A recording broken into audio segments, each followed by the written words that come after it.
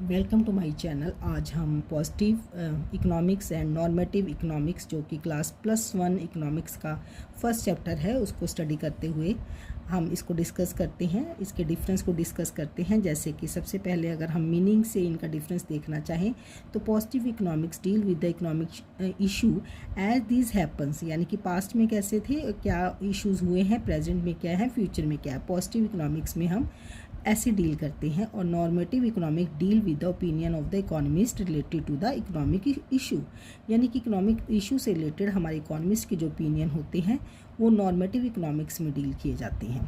Second है हमारा description, statement of positive economics relate to what was, what is, what would be, क्या था, क्या है और क्या होगा, ये डिस्कस किया जाता है पॉजिटिव में। और नॉर्मेटिव में जो हम आंसर देते हैं वो व्हाट और टू बी का देते हैं, यानी कि statement of normative economics relate to what ought to B.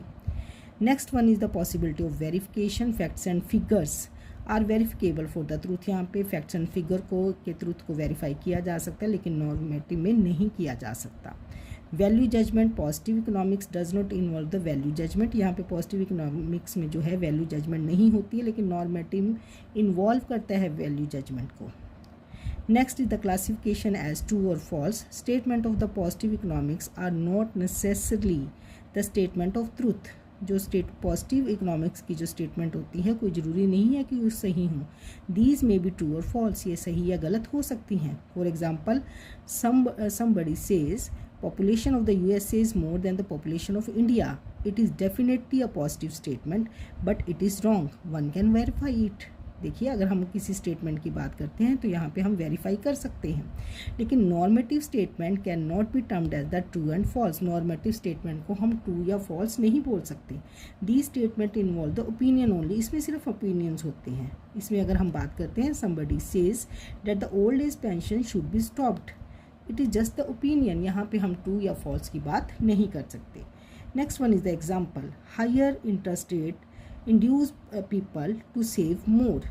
ठीक है, अगर हायर रेट ऑफ इंटरेस्ट होंगे तो लोग ज़्यादा सेव करेंगे, लेकिन saving is always a virtue. और यहाँ पे जो सेविंग होती है वो एक वर्च्यू होती है। तो ये आता है हमारा नॉर्मल स्टेटमेंट में। और जो अब मैंने आपको बताया positive economics and normative economics का difference. See this statement, you can easily understand the difference between the positive and normative statements, positive and normative economics.